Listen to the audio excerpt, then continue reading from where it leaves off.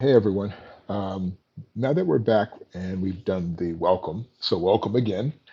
Uh, I want to take you through the module and show you the construction of our class. And depending on the time this takes, I may break it into two sections. Otherwise, if it's one longer one, feel free to stop anywhere along the way you need. Um, I've tried to construct the class where you can clearly see everything that is relevant for you in a very clear and concise way. So, the very first thing you have to see when you come into the module um, is the course orientation. And it's important that you understand that you must start here. You will not be able to access anything else in the class when we go further down. So, for example, if you were going to jump ahead and thought you'd be really slick and jump right away to the quizzes and the discussions, yeah, no, you can't do that. You literally have to step through the orientation step by step. And some things you can skip through relatively quickly, but it's important that you go through to understand what I expect of you in the class. Okay. So please do take a moment. And the first week really is set up where you have the orientation plus just chapter one, which is a general overview. Okay. So first of all, you'll see here the way it's structured is the welcome to American government, which is basically just tells you about the class. And I have a little short video that I say hello with. And then from there, we go into the orientation video, which you're watching right now.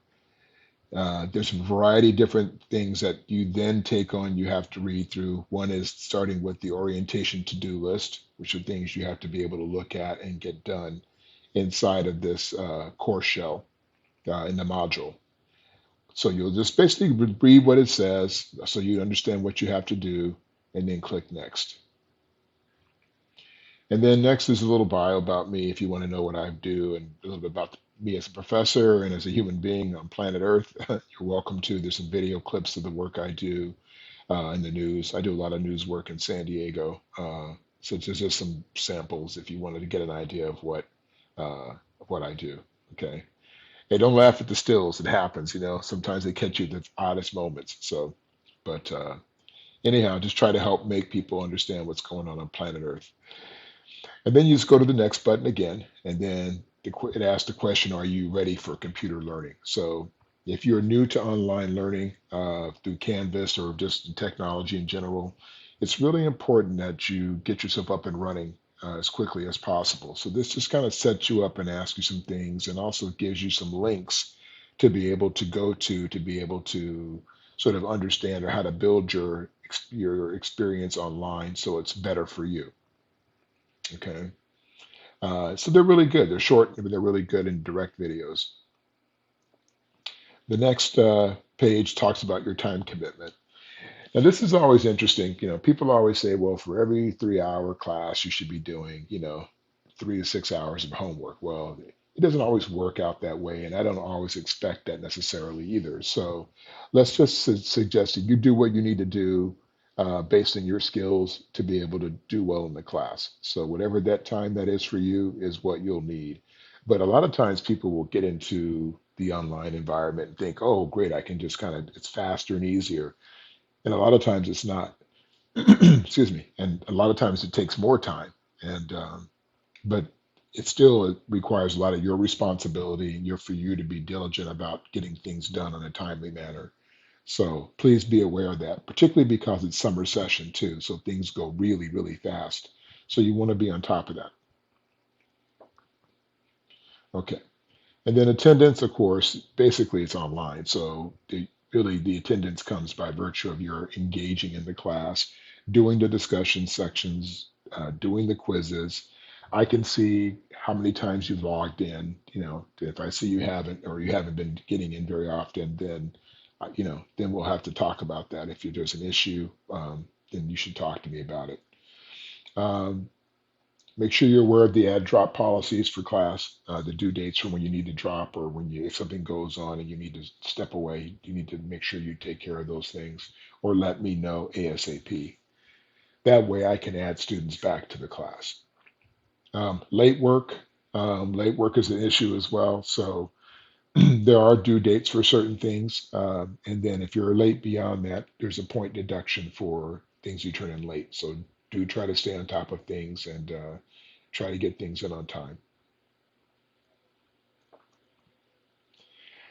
Then again, getting to understand Canvas, there's a really great student guide here and tour guide sort of to get you going. And I think it's really handy for those who don't know Canvas at all, or even if you want to learn a few things about Canvas that you didn't know, it's a real handy tool to be able to do that. Student support. This is also again for if you have issues with Canvas, you can skip through here to be able to access information about it. You can also reach out to me through email or through my office number there. Um, I'll probably post up my phone number too, my cell phone number too, but I'll see about doing that later. And also, if you have issues, if you're a student with disability, we have disabled student services, so be able to access your get help for things that you may need, and you should do that ASAP. So, for example, if you're a student who gets additional time for quizzes or testing, then I need to know that up front so I can adjust your times to the appropriate amount of time that's allocated for the class. So, for example, if you were going to be if you were getting time and a half that was allocated to you by IVC through our DSPS service, then you would have to send that information to me so that I could change your time on the quizzes from what it currently is to what it would be modified for you if you're a student with disabilities. Okay, so get on that right away so I can make sure that you get the appropriate amount of time. Okay. Here's some just information about these summer dates, and these just breaks down the things for summer session, the certain due dates when classes begin, which is June 22nd. Late registration is from to the 24th. Deadline to register for summer intersession full term courses is the 24th. After that, then it's like you're out of business. And then also financial aid due dates are here. So just to give you the basic dates for the summer session. Okay. Contacting me, well, there's lots of ways to contact me. The easiest way, of course, is through email. However, I also have a link here to a program called Pronto. And basically, what I'll be doing is adding all of you into this. And Pronto is a way where I can do a course-wide chat session. If I have information to give out to all of you, I can reach out through there. You can also reach out to me through there. If you need to have a private meeting with me on something that's more serious or personal, you can always arrange that with me. You can email me directly, and I'll set up either a Zoom time for you or something where we can access that you can have a direct conversation with me, or I'll give you my phone number if we need to talk about it in private. Matter of fact, my phone number is listed down here, so if you need to reach me, you can also reach me through there. I would say be respectful of my time, so reach out to me or text me if you need to, and then we can go from there if you need to. Okay. Okay. Um, Let me go on to the next page. A lot of this you can go back and review yourself. I just want to kind of take you through some of it. This is the course academic calendar for the last year. And of course, we're talking about the summer session, which is listed right here. And it just tells you the dates of the sessions and stuff. Just stick it in here so you have information in case you need it. And then here is the course calendar for summer. And it shows you basically week by week what's expected of you. And again, in summertime, I keep it pretty simple. So basically, it tells you what you need to read, what things you need to complete for that week, and that's what I do for the summer. It's a little more complex during the fall, but I believe in the sort of keep it simple, stupid mentality. Okay. And then again, my office hours, I'll be setting those up. Once I do, I will let you know. But there's a couple of different ways I will address that. Sometimes if I'm just having general drop-in hours, I may just do it through Pronto again, and I'll set that up where you can just basically just click in, or I'll say, everyone, I'm open here for an hour. If you want any questions I can answer, you can hit me up here. Okay. And then here's a course instruction video. which is basically going to take you through part two of what it is we need to do. So I will get to that in just a second. So I'm going to end this one and then we'll have a part two coming up shortly. All right, thanks.